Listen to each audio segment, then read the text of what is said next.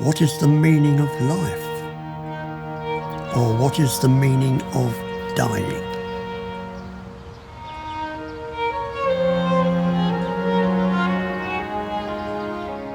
How do you answer that question?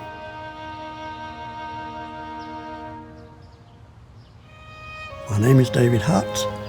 I'm 85 years old. I was born in Sutton in Surrey in 1938. I had numerous jobs as a young man, and I landed up eventually as a senior scientific officer working for the Medical Research Council, Cancer Research Council, and a laboratory at Addenbrooke's Hospital.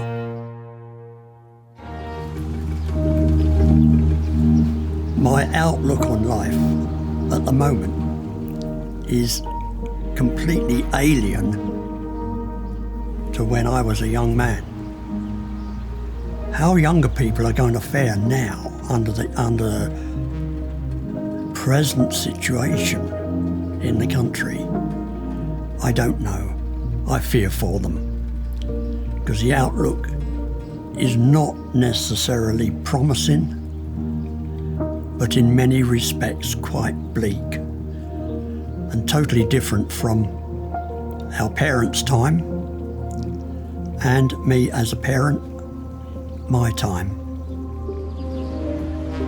My outlook on life at the present time is not to expect too much, because as you get older, you cannot do or set targets for the future because you don't know what's going to be happening.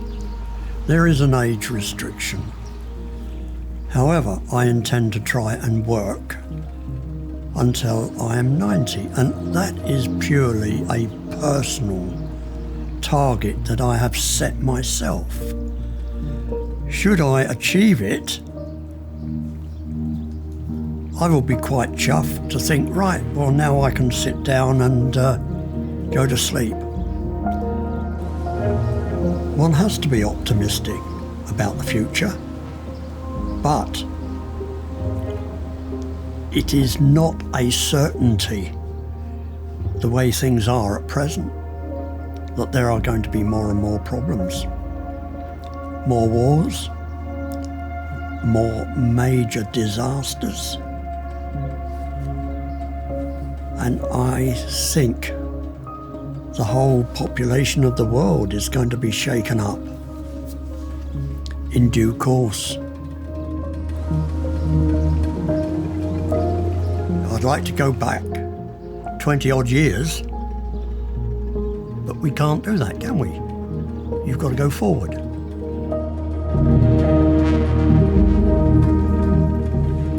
If I could go back 20, 30 years knowing what I know now, I probably would never have done what I have done in my life.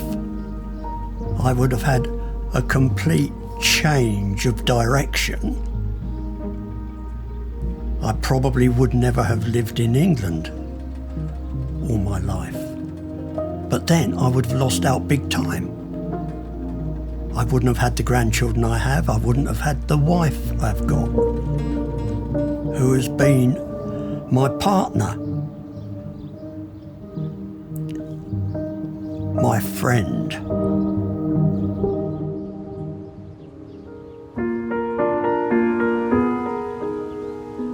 Well, if I could go back to see myself at 10 years old, knowing what I know now, I would tell them to think very carefully about their future, what they want to do, and how they treat people. Be a little kinder and a little more understanding. When you grew up in a family home where you hated your father,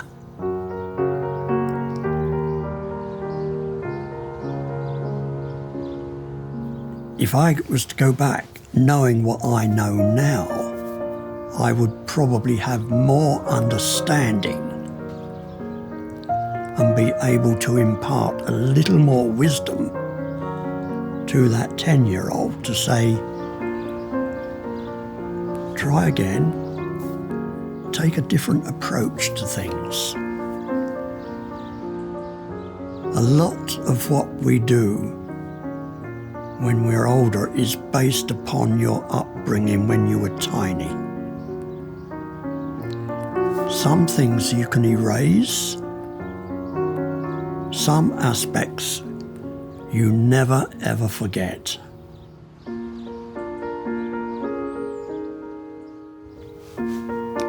It wasn't a happy childhood. I can't pretend that it was. Some of your past is the past. You don't resurrect the past. Certain aspects of it. Other aspects of your past are happier times. Experiences which you've enjoyed. But then there's the bright side, and then the distant dark side you're growing up through. I grew up hating my father as a young lad. I grew to love him when I was older.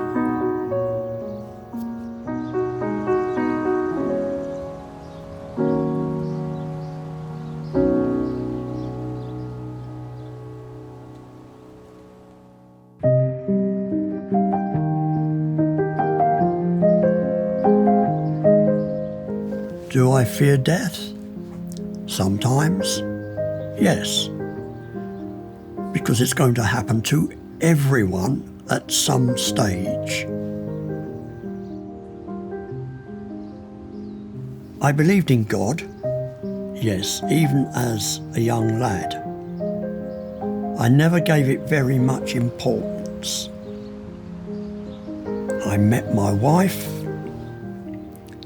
and my whole life completely unfolded and reversed.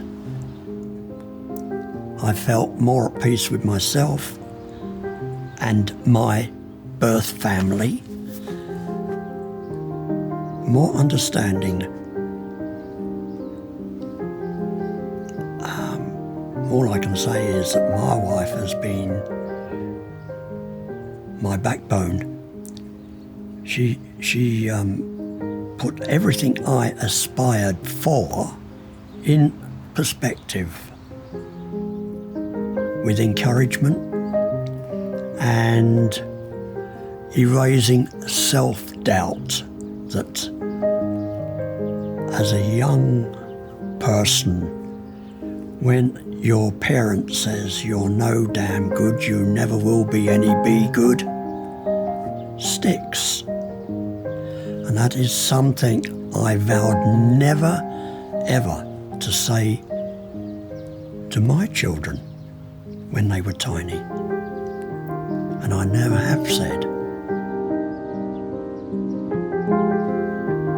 The last message I would leave to my children would be endeavour to be kind to one another, endeavour to be good in everything you do, and certainly not to be envious of what other people may have that you haven't got, and believe that there is a better life later on.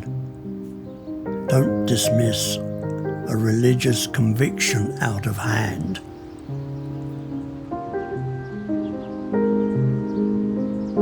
What is the meaning of life? Or what is the meaning of dying? Ask me the question again, nearer my time of departure.